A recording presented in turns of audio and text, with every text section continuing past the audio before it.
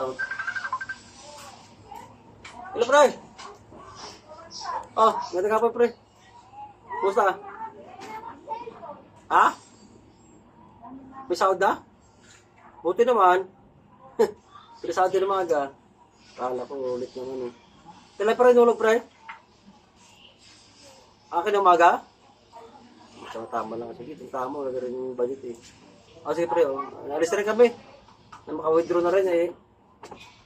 Makakuha na rin tayo. Hindi na malamig. Sige, salamat pre. Salamat pre. Len! Len! Bakit? Teka muna! Bakit nga? Teka nga! Bakit nga? Samahan mo ako! Mag-withdraw tayo! Dali lang, mag-please lang ako. May sahod na lang kami. Please lang ako saglit. Sige, sige.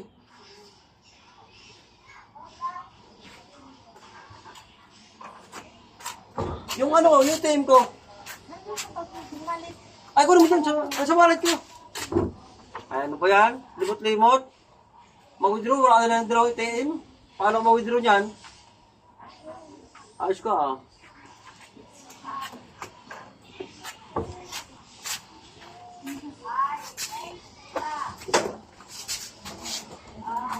Para ano? Pwede na rin tayo ng ulam. Hapon natin.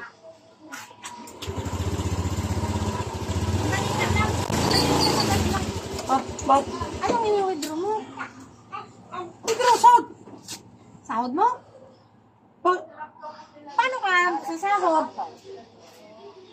Paano ka sasahod? Wala ka naman trabaho. Ano sasahurin mo yan? Pala nung kalimutan ko Ilang pala. buwan na wala kang trabaho. Limang buwan wala ang trabaho pala. Paano ka sasahod ngayon? Maglalaba yung tao. Oo, Naman pala. kasi, magtrabaho ka para may sasahurin ka. Ilang buwan nang wala kang trabaho, tapos ngayon sabi mo pag-withdraw. Kahit ilang beses mo na yan na-check yung ITM mo, wala ka talagang sasahurin yan. May ginagawa yung tao eh. Sino ba nagtawag kasi sa iyo? Charge. Tumawag, mayroon na raw sahod eh. Bakit hindi ba nila alam na wala ka ng pasok? Ayun, Nakatagal na yung kasamahan mo yan eh. Nakalimutan ko ka pala. Naglalaba ako eh. Nakalimutan ko pala wala akong trabaho. Pa- Naglalaba ako eh. Tapos ngayon, nanumong pa ako dyan na alis eh. Magtrabaho ka na kasi para may sahurin ka. Hindi yung nangangarap ka na sa sahod ka. Oo, pala. Isturbo mo pa yung trabaho ko eh. Oo, Kasi pala. magtrabaho. Ano ba?